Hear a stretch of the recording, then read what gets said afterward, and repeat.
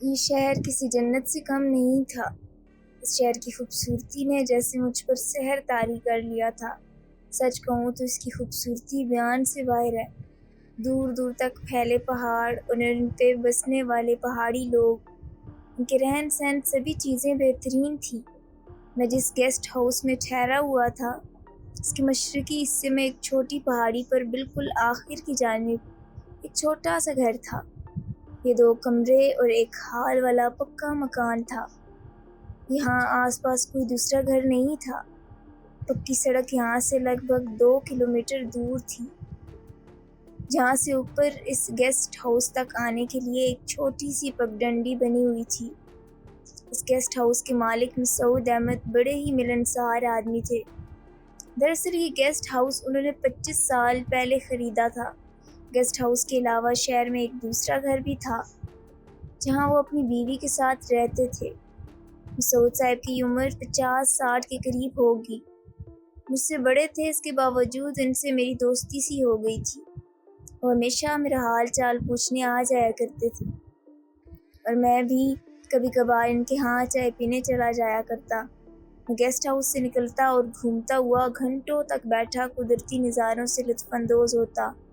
اس سے میں روحانی مسرت محسوس کرتا تھا۔ میں کبھی کبھار وہاں تھیٹروں میں فلمیں بھی دیکھتا۔ شام ہوتے ہی مال روڈ جاتا اور وہاں کی مشہور ریسٹورنٹ میں کھانا کھاتا اور دیر شام تک اپنے گیسٹ ہاؤس لوٹ آتا۔ ایک دن میں کافی پیتے ہوئے گیسٹ ہاؤس کی کھڑکی سے باہر دیکھ رہا تھا اور دور تک پھیلی پہاڑیوں کو دیکھ رہا تھا۔ گیسٹ ہاؤس کے پیچھے ایک بڑی پہاڑی تھی۔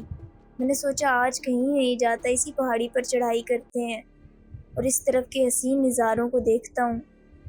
پہاڑی پر بہت ہی گھنا جنگل تھا اور اوپر جانے کے لیے کوئی پگڈنڈی بھی نہیں تھی، جس سے یہ سمجھ آتی تھی کہ اس پہاڑی پر لوگوں کا آنا جانا نہیں تھا۔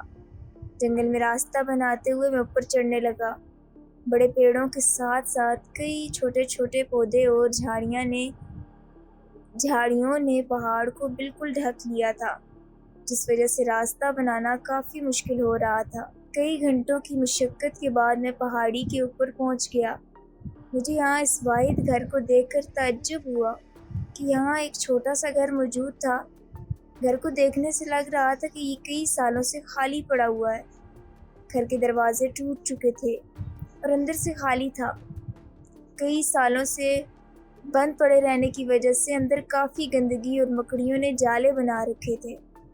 میں اندر سے دیکھ کر باہر چلا آیا اور یہاں سے گیسٹ ہاؤس دیکھنے کی کوشش کی۔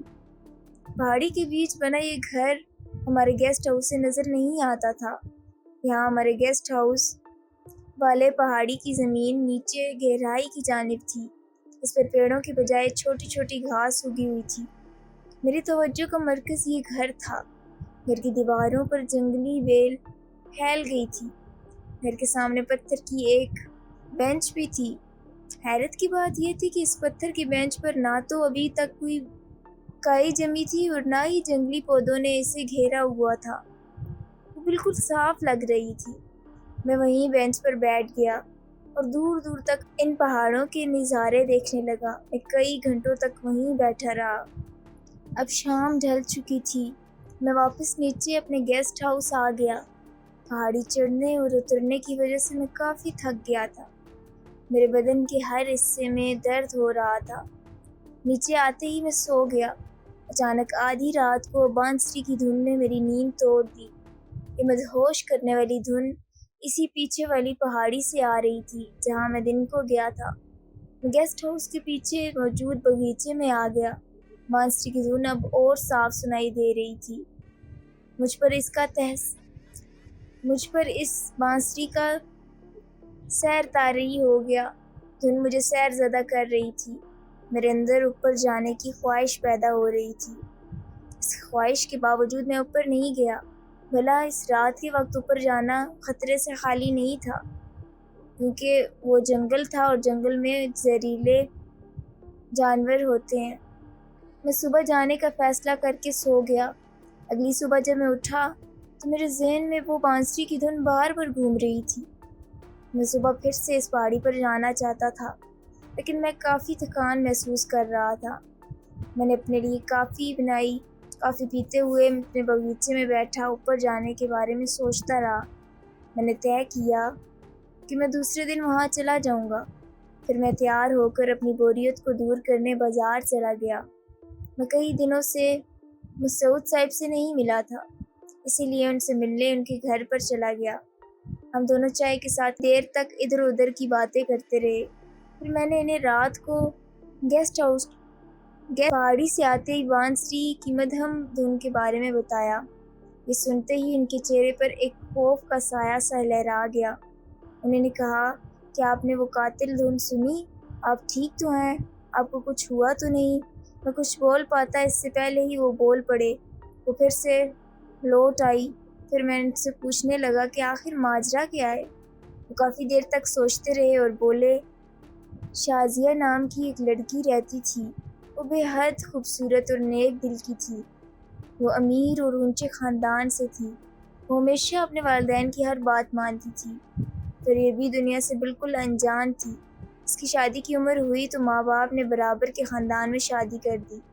وہ جتنی خوبصورت تھی، اس کا نصیب اتنا ہی برا تھا۔ اس کے خامند شرابی اور جواری نکلا۔ اس سے بھی برا یہ ہوا کہ وہ کالے جادو کا ماہر تھا۔ شازیہ سے شادی کرنے کی بڑی وجہ یہ تھی کہ وہ جس گھڑی میں پیدا ہوئی تھی وہ بہت خاص تھی اور اسے ایسی لڑکی کی تلاش تھی۔ شازیہ کا شوہر آدھی رات کو بانسری کی دھن بجا کر اسے جادو سے زیر کر کے اس کے جسم سے خون نکال کر اپنی طاقت بڑھانے کے لیے استعمال کرتا تھا اور تعویذ گنڈے کرتا۔ دن بدن وہ نڈھال سی ہو گئی۔ اس نے والدین سے ملنا بھی چھوڑ دیا۔ جب اس نے اپنا مقصد پورا کر لیا تو وہ شازیہ پر ظلم کے پہاڑ توڑنے لگا، جس کی خبر اس کے والدین کو ہو گئی اور وہ اپنے ساتھ یہاں لے آئے۔ مگر شازیہ سب سے متنفر ہو گئی۔ اس نے یہ گھر بنوایا اور وہ سب سے الگ رہنے لگی۔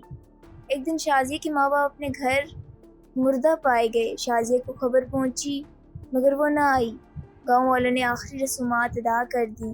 شازیہ جانتی تھی اس کے ماں باپ کو کس نے مارا اور اس نے بھی لوگوں کو آنے جانے سے منع کیا تھا۔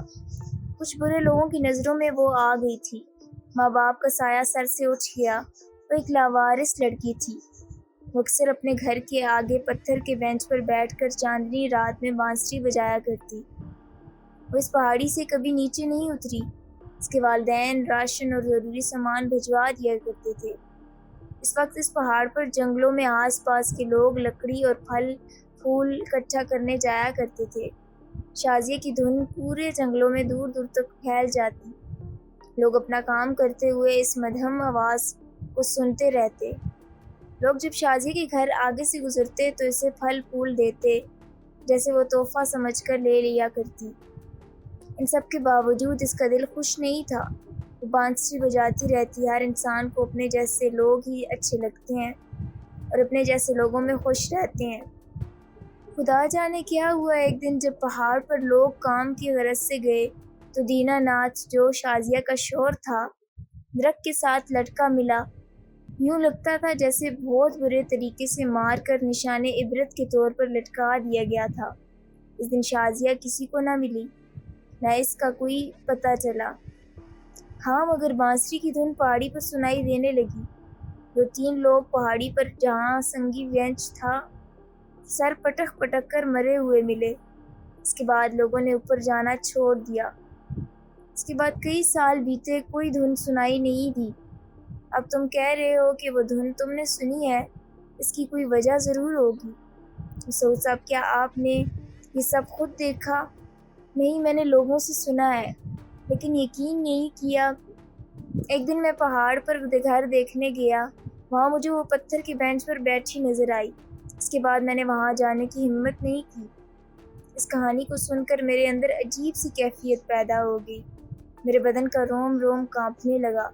حالانکہ میں نے مسعود صاحب کو نہیں بتایا کہ میں اس خالی مکان والی پہاڑی پر گیا تھا۔